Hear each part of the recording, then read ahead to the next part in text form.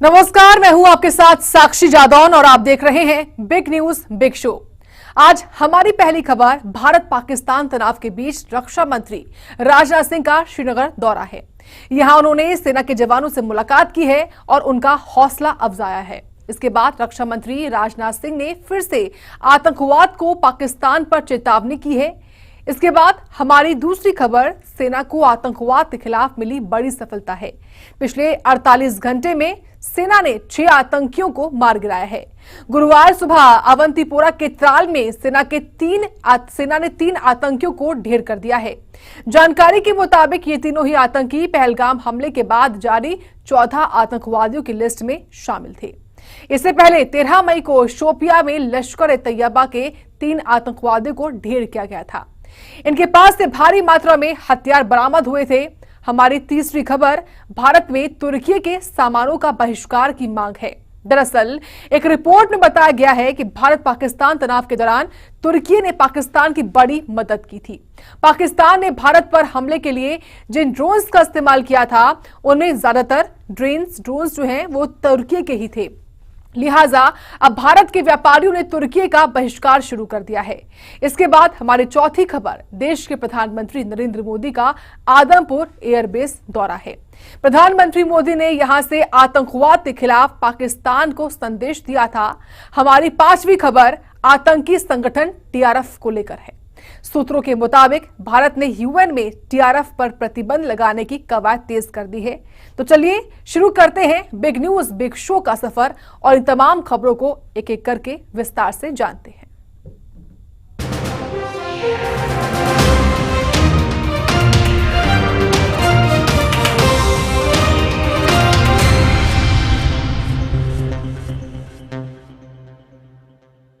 पहलगाम में हुए आतंकी हमले और ऑपरेशन सिंदूर की सफलता के बाद देश के रक्षा मंत्री राजनाथ सिंह श्रीनगर पहुंचे।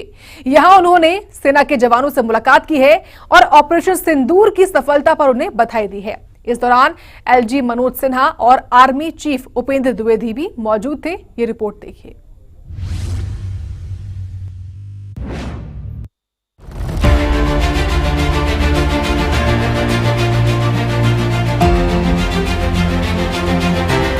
पाकिस्तान के खिलाफ ऑपरेशन सिंदूर की सफलता के बाद ये 2 तस्वीरें बेहद अहम हैं। पहली तस्वीर 13 मई की है, जब देश के प्रधानमंत्री नरेंद्र मोदी पंजाब के आदमपुर एयरबेस पहुंचे थे और भारत के वीर सैनिकों से मुलाकात की थी। जबकि दूसरी तस्वीर आज यानी 15 मई की है, जब देश के रक्षा मंत्री राजनाथ सिंह ने श्रीनगर में सेना के जवानों से मुलाकात की है। इस दौरान एलजी मनोज सिन्हा और आर्मी चीफ उपेंद्र द्विवेदी भी मौजूद थे। श्रीनगर में जवानों को संबोधित करते हुए रक्षा मंत्री राजनाथ सिंह ने सेना के शौर्य को नमन किया और ऑपरेशन सिंदूर के सफलता की बधाई दी। मेरे साथियों, आपकी उस ऊर्जा को महसूस करने आया हूं जिसने दुश्मनों को नष्ट नाबूद कर दिया है। आपने जिस तरीके से सीमा के उस पार पाकिस्तान की चौकियों और बंकरों को आपने ध्वस्त किया, दुश्मन मैं समझता हूं उसे कभी भूल नहीं सकता। आपने देखा होगा कि आमतौर पर लोग जोश में होश खो देते हैं, लेकिन आपने जोश भी रखा, होश भी रखा और सूझबूझ के साथ दुश्मनों के ठिकानों को आपने बर्बाद किया है। आज मैं यहां रक्षा मंत्री के साथ साथ एक मैसेंजर के रूप में भी आप सबके सामने मौजूद हूं। पूरे देश की शुभकामनाएं, उनकी प्रार्थनाएं और उनकी कृतज्ञता को लेकर आप सबके बीच यहां मैं मौजूद हूं।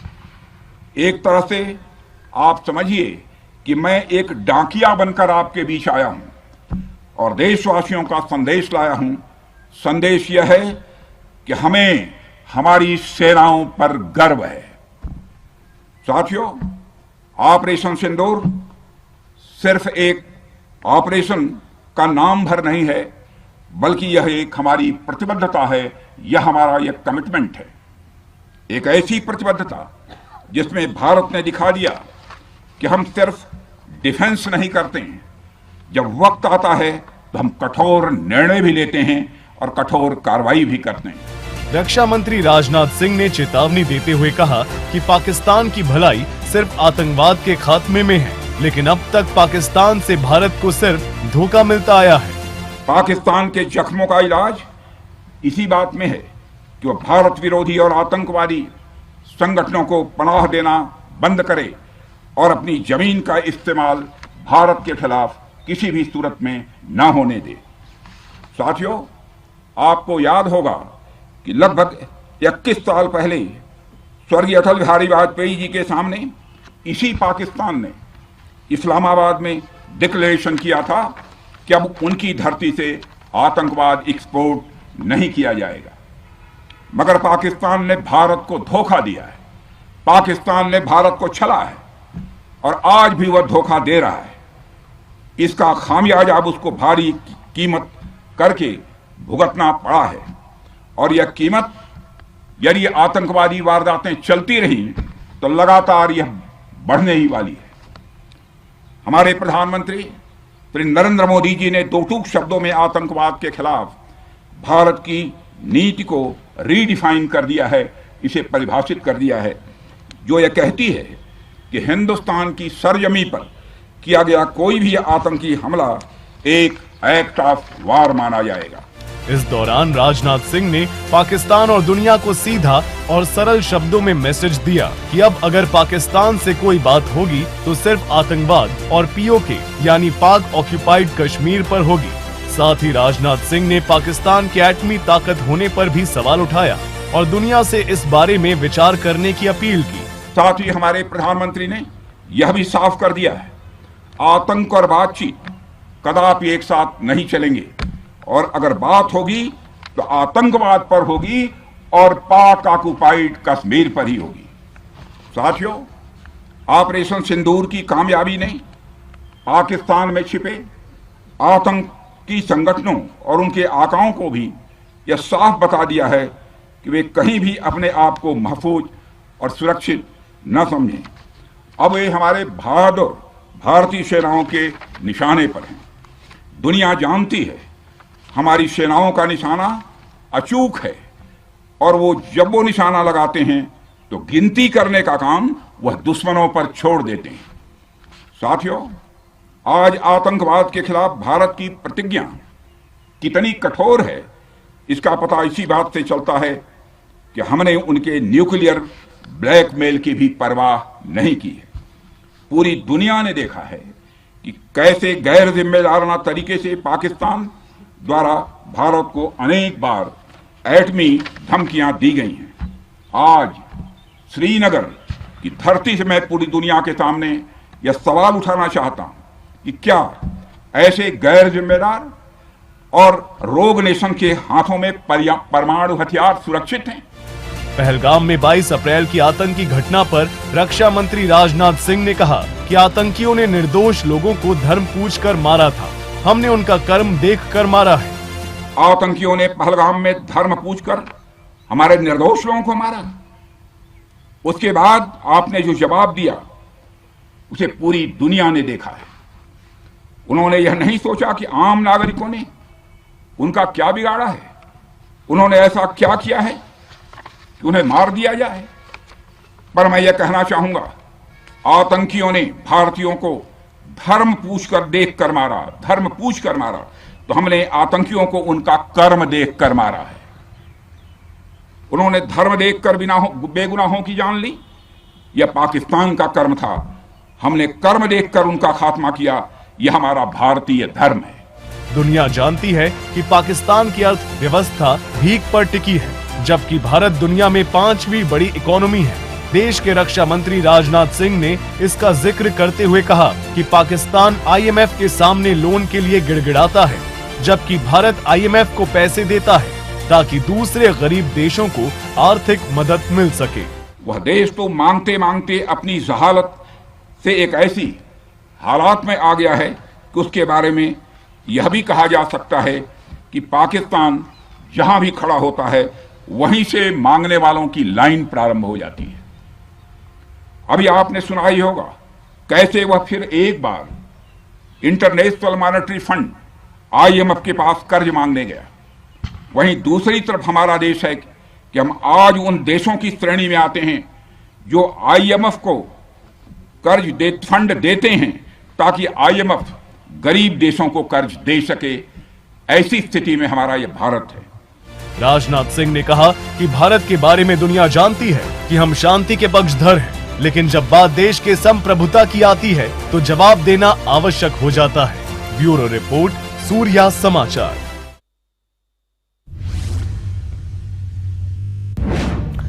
अब खबर भारत में तुर्की के सामानों का बहिष्कार को लेकर है। भारत पाकिस्तान तनाव के बीच तुर्की ने खुलकर पाकिस्तान का साथ दिया था। पाकिस्तान ने जिन ड्रोन से भारत पर हमले किए थे, इनमें अधिकतर तुर्की के ड्रोन थे। लिहाजा अब भारत में तुर्की के बहिष्कार की मांग उठने लगी है। भारतीय नागरिक अब तुर्की में जाने का प्लान कैंसिल कर रहे हैं। साथ ही व्यापारियों ने भी तुर्की के सामानों का बहिष्कार करना शुरू कर दिया है। देखिए ये रिपोर्ट। पाकिस्तान से यारी तुर्की को पड़ेगी भारी। पाक प्रेम में तुर्की ने भारत से की गद्दारी। भारत के बाइकॉट से तुर्की की शुरू हुई बर्बादी। तुर्की तो बड़ा ही दगाबाज निकला। साल 2023 में आए भीषण भूकंप के बाद जिस देश की मदद ऑपरेशन दोस्त के तहत राहत सामग्री भेजकर की थी, उसने आतंकियों के मुल्क पाकिस्तान का साथ दिया। ऑपरेशन सिंदूर के वक्त समुद्री जहाज और हरकुलिस विमान के जरिए पाकिस्तान को मदद पहुंचाने की चर्चा हर तरफ हो रही है। अब सीज फायर के बाद पाकिस्तान के इस दोस्त के खिलाफ भारत में विरोध शुरू हो गया है और बाइकॉट तुर्की मुहिम जोर पकड़ने लगी है।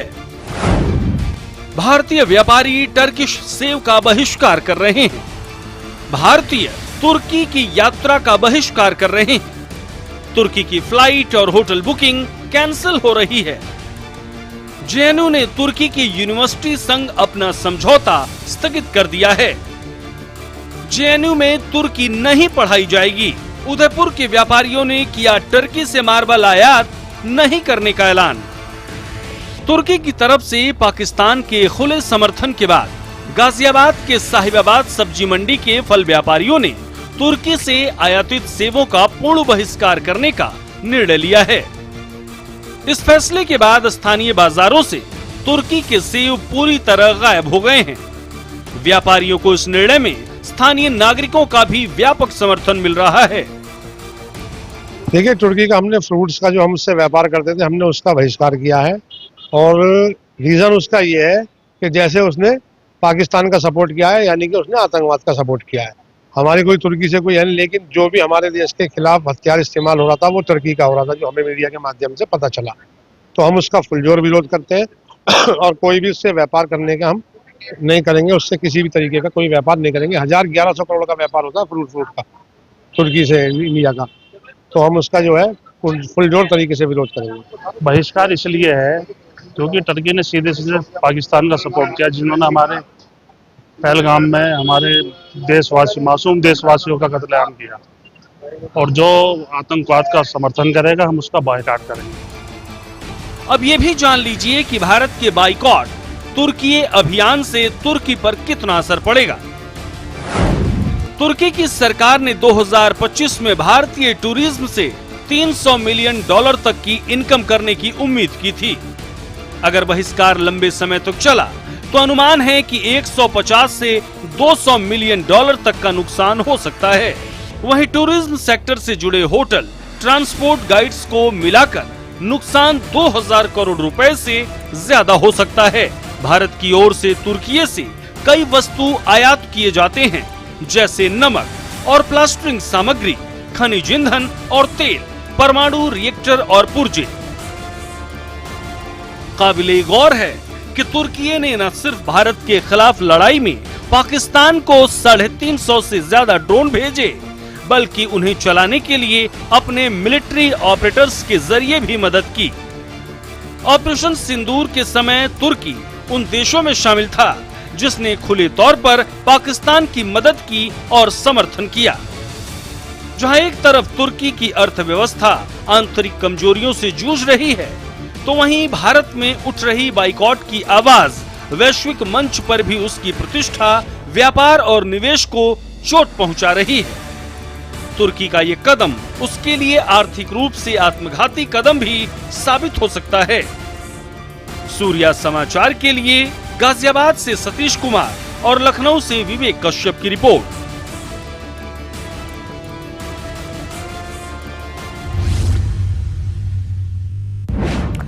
एक तरफ देश के प्रधानमंत्री नरेंद्र मोदी और रक्षा मंत्री पाकिस्तान को ललकार रहे हैं, तो दूसरी ओर जम्मू कश्मीर में सेना का एक्शन भी जारी है। पुलवामा जिले के त्राल में गुरुवार को सुरक्षा बलों और आतंकवादियों के बीच में मुठभेड़ हुई, जिसमें 3 आतंकियों को हमने ढेर कर दिया। इससे पहले मंगलवार को भी 3 आतंकियों को सेना के द्वारा मारा गया था। इन आतंकियों के पास से भारी मात्रा में हथियार बरामद हुए हैं। ये रिपोर्ट देखिए।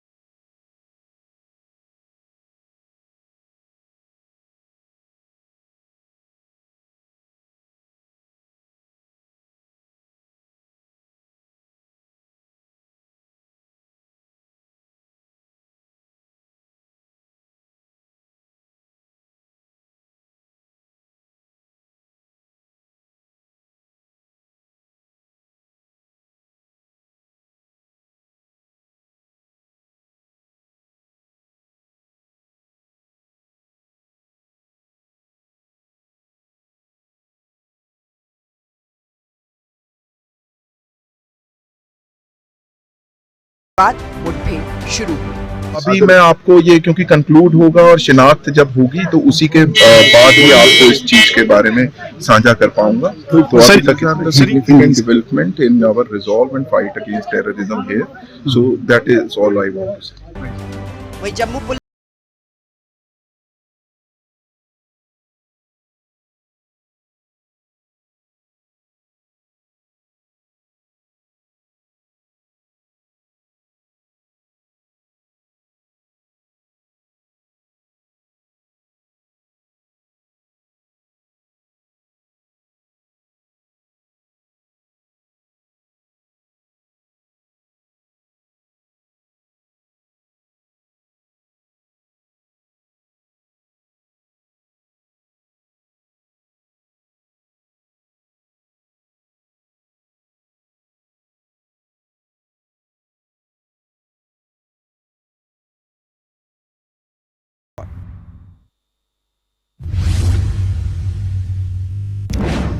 और वही पहलगाम में हुए आतंकी हमले के बाद आतंकी संगठन टीआरएफ को बैन करने की मांग अब तेज हो गई है। जानकारी के मुताबिक इस समय भारत का एक डेलीगेशन न्यूयॉर्क में मौजूद है, जो यूएनएससी में टीआरएफ के खिलाफ सबूत पेश करेगा। टीआरएफ पर बैन लगने से पाकिस्तान को बड़ा झटका लगेगा। भारत का मानना है कि आतंकी संगठन टीआरएफ लश्कर-ए-तैयबा का एक हिस्सा है। ये रिपोर्ट देखिए।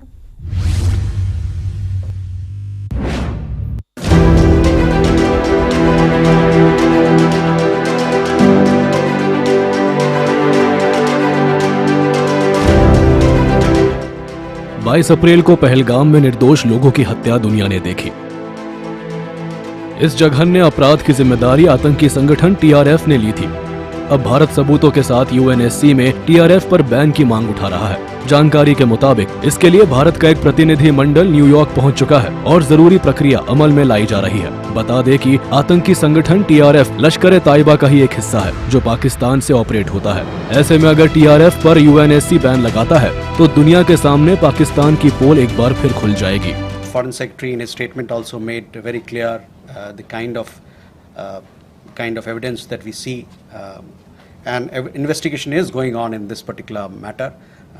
You would have seen that TRF had taken responsibility, and then second time again, second day, twice they had taken responsibility, and thereafter possibly at the behest of their handlers they rolled it back. But TRF is one organization which is a front of the Lashkar-e-Taiba, and you would understand and perhaps be in the knowledge of it that we have been pursuing listing of TRF in the United Nations, by the United Nations Security Council, by the Sanctions Committee. UNSC 1267 Sanctions Committee. इधर भारत में water strike से पाकिस्तान के होश फाख्ता है। सूत्रों के मुताबिक पाकिस्तान ने भारत से पानी छोड़ने की गुहार लगाई है, लेकिन देश के प्रधानमंत्री नरेंद्र मोदी स्पष्ट कर चुके हैं कि खून और पानी एक साथ नहीं बहेगा। टेरर और ट्रेड एक साथ नहीं चल सकते और पानी और खून भी एक साथ नहीं बह सकता। अगर पाकिस्तान से बात होगी तो टेररिज्म पर ही होगी। पहलगाम में आतंकी हमले के बाद भारत ने कड़े तेवर दिखाने शुरू कर दिए हैं, जिससे पाकिस्तान की परेशानी इन दिनों बढ़ी हुई है। बावजूद इसके पाकिस्तान का आतंक प्रेम छूटने का नाम नहीं ले रहा है, लेकिन भारत ने भी साफ कर दिया है कि जब तक आतंकियों के खिलाफ ठोस कार्रवाई नहीं होगी, पाकिस्तान से कोई वार्ता नहीं होगी। ब्यूरो रिपोर्ट, सूर्य समाचार। अब बात प्रधानमंत्री नरेंद्र मोदी के उस बयान की करते हैं जिसमें उन्होंने आतंकियों को लाउड और क्लियर शब्दों में चेतावनी दी है कि पाकिस्तान में ऐसा कोई भी ठिकाना नहीं है जहां आतंकी चैन से बैठकर सांस ले सके। भारतीय सेना घर में घुसकर मारना जानती है।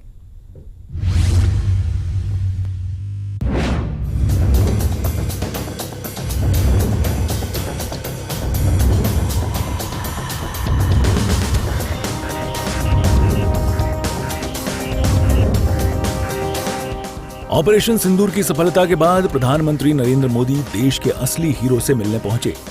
पंजाब के आदमपुर एयरबेस पर पीएम मोदी को अपने बीच पाकर जवानों की खुशी का ठिकाना नहीं था।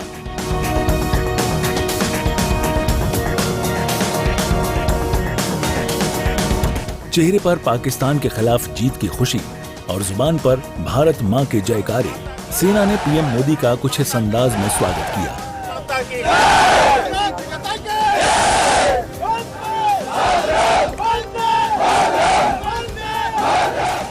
वहीं प्रधानमंत्री नरेंद्र मोदी ने सेना की वीरता को सलाम किया और एक एक कर हर किसी का अभिवादन स्वीकार किया।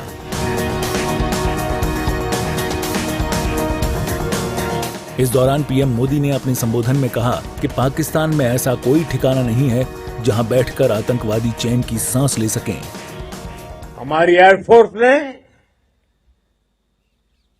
पाकिस्तान में इतना डीप आतंक के अड्डों को टारगेट किया, सिर्फ 20-25 मिनट के भीतर सीमा पार लक्ष्यों को भेदना, बिल्कुल पिन पॉइंटेड टारगेट्स को हिट करना, ये सिर्फ एक मॉडर्न टेक्नोलॉजी से लेस प्रोफेशनल फोर्स ही कर सकती है। आपकी स्पीड और प्रिसीजन इस लेवल की थी कि दुश्मन हक्का बक्का रह गया। उसको पता ही नहीं चला कि कब उसका सीना छलनी हो गया। साथियों,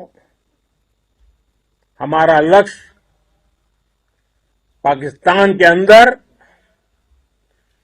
टेरर हेडक्वार्टर्स को हिट करने का था। आतंक के खिलाफ प्रधानमंत्री नरेंद्र मोदी के कड़े तेवर को देखकर बीजेपी नेताओं ने अपनी खुशी जाहिर की है और साफ शब्दों में पाकिस्तान को अपनी चेतावनी दी है कि अगर आतंकी अड्डे बंद नहीं होते हैं तो भारत घर में घुसकर कार्रवाई करेगा। भारत की तरफ आंख उठा करके देखने वाले या भारत के विरुद्ध चलने वाली कोई भी गतिविधि, चाहे वो भारत की धरती से है या भारत की धरती के बाहर कहीं और से कहीं संचालित हो रही है, ये नया भारत घर में घुस के मारेगा, उसको बर्दाश्त नहीं करेगा। सर्जिकल स्ट्राइक, एयर स्ट्राइक और उसके बाद में ये मिसाइल स्ट्राइक, और मिसाइल स्ट्राइक के बाद में पाकिस्तान के दुस्साहस का जिस तरह से मुंह तोड़ जवाब दिया गया और जिस तरह से पाकिस्तान ने घुटनों पे आकर के भारत के साथ में सीज फायर का अनुरोध करके भारत को सीज फायर करवाया, उसके बाद में भी माननीय प्रधानमंत्री जी का ये संदेश, किसी की मध्यस्थता नहीं होगी, पीओके के अतिरिक्त और किसी विषय पर बात नहीं होगी। देखिए, हमारी सेना है, हमारे जो सैनिक बल है, उनके शौर्य पराक्रम पर पूरा देश नाश कर रहा है। पूरा देश उनके शौर्य पराक्रम को नतमस्तक होकर के सलाम कर रहा है और प्रधानमंत्री हमेशा जो है वो जो हमारे सैनिक हैं, सुरक्षा बल हैं, उनके साथ जो है वो समय भी बिताते हैं और उनको जो है वो प्रोत्साहित भी करते हैं, उनका हमेशा जो है वो प्रशंसा भी करते रहे हैं। प्रधानमंत्री जी निरंतर सेना का मनोबल बढ़ाने की बात करते हैं। आदमपुर जाकर उन्होंने देश की सेना का मनोबल बढ़ाया और पूरा का पूरा श्रेय वह चाहे 9 आतंकी जो उनके अड्डे थे उनको नस्तबूंद करने का, चाहे 11 उनके डिफेंस के जो एयरबेस थे या अदरवाइज जो एयरबेस थे उनको नकारा करने का पूरा श्रेय भारत की सेना को दिया। ऑपरेशन सिंदूर के माध्यम से जो भारत की सैन्य शक्ति ने पाकिस्तान और पाकिस्तानी आतंकियों को मुंहतोड़ जवाब दिया है, प्रधानमंत्री मोदी जी जिस प्रकार से आदमपुर एयरबेस पहुंचे, जवानों का मनोबल भी ऊंचा किया और पाकिस्तानी प्रोपेगेंडा को भी ध्वस्त किया। बता दें कि ऑपरेशन सिंदूर की सफलता पर पूरे देश को गर्व है और पीएम मोदी अपने जवानों की हौसला अफजाई के लिए आदमपुर एयरबेस पहुंचे थे। ब्यूरो रिपोर्ट, सूर्य समाचार।